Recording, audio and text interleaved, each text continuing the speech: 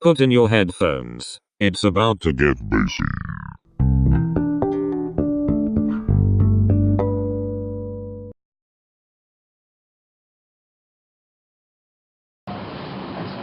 The question is, and this is super important, the question is the amp the main source of tone? And the answer is absolutely no for anyone. And if it is, they're doing something wrong. The tone, the source of tone is right here. It's in the fingers and in the wood and in the strings, and whether you play dead strings or new strings, and this is it. String, wood and fingers. Forget about the amp. I practice without an amp, But the headstock up against the door to get some resonance and get real sound. I mean, that's really, really important. Bass players, guitar players, and like the sound is from the fingers, or the pick, or whatever it is you're using to strike the string and create the sound with. That's really important. I don't know these amps. I've never played Ashdown amps before. I don't think. Maybe I have. I don't know. But it's flat. I don't particularly like the sound of it because of what I'm used to using is a power amp and a preamp with no EQ at all, so it doesn't mess with the sound. It's direct signal. There's one knob. That's it. Up or down. So that's kind of what I'm used to using. He liked my groove. He's like, what did you listen to when you were growing up, man? I said, well, funny you should mention it. My dad was a bit of a piano player, and when him and my mum split, he used to send me all these tapes, like Herbie Hancock and Chick Corea and Miles Davis and all this stuff, and I used to put it in and listen to the first 10 seconds and go, I'm like 8 years old, what's this crap, like, bosh, and put it in a big box and it went up in the loft. And I would put the radio back on because I was listening to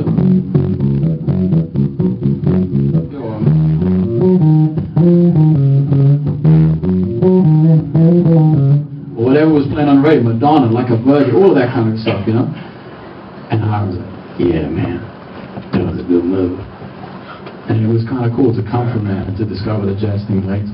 Dig into the history of music in general. I have to open YouTube and actually see it, which is even more visually, more stimulating to see that stuff go down. We will check out a bunch of crap that came like a long time ago. Whether it's like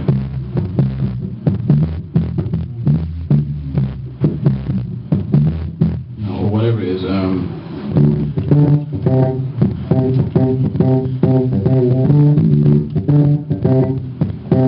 Right. Name the bass player. Name the band. Come on. This is so super important. Like for classic bass lines, this is like bass clinic numero uno.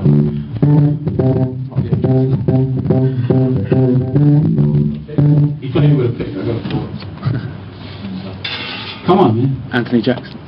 Who said that? Yes. Anthony Jackson. Anthony Jackson. Yes. And what was the name of the song? For the Love of Money. And who was the band? Was it the OJs? Yes. Encyclopedia back here. Everyone should be hanging out with this guy and talking about music. That's so important. It's important to know the history of where this is coming from. Because without knowing where this is coming from, you don't have the palette with which to go forward, no matter what style of music. I can't stress that enough. There are so many people who just jump in and they don't check out what kind of happened before them, and they don't have this like knowledge behind them to push them forwards. It's really good to go check out all the rock bass lines of all time, and like really dig into them if you want to play rock and roll music.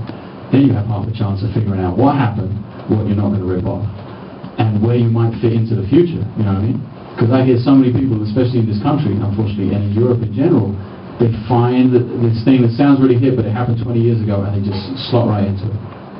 And that's not their place. Somebody already did that, Their place is to find where somebody didn't go, and go there and push them. I like music. You might guess I don't want to do anything else. And it's a lot of fun for me. And I asked myself a bunch of questions really early on as to like, what do I want to get out of this? Playing the bass, music, I play piano, I play drums, I play guitar, a whole bunch of different things. What I want to get out of this, I want to have fun, and I want to make music, and I want to reach out and grab people and inspire them and make them happy, make them sad, whatever it's going to be, to get a reaction out of people and to make sure it's a positive one. So it's important to ask that question. And like, some people want to go in.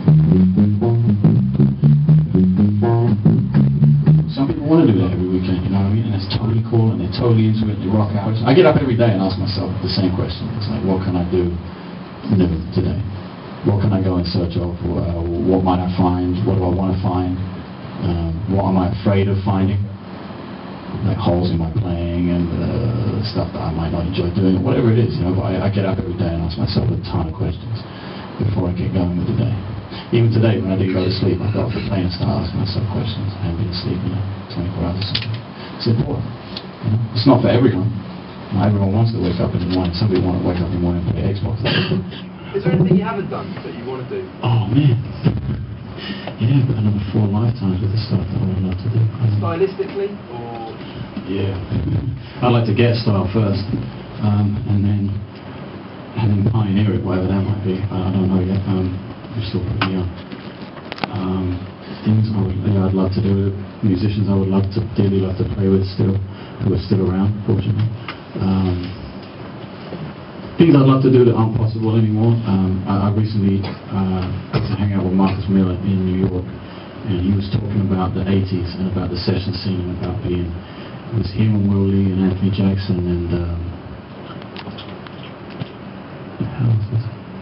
I don't remember, but just about 4 bass players who would do all the sessions, and he would have a voicemail service, like his message service for the sessions, and you would call it at 9 in the morning and you would say, okay Marcus, you need to be at 8 in the studios at 9 a.m.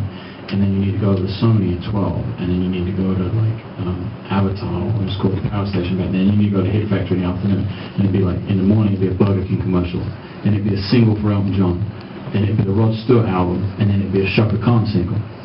And that was how his days were, every day, for 10 years. The guy played on more records than he knew about.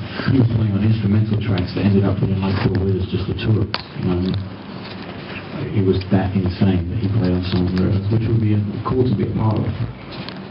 But it's definitely not going to happen now, unfortunately. Because everyone's got inbox and Pro Tools, and they'll do it themselves, and producers become producer, player, arranger, composer, writer, artist, sort of what I'm trying to do. It all comes amalgamated into one. Yeah.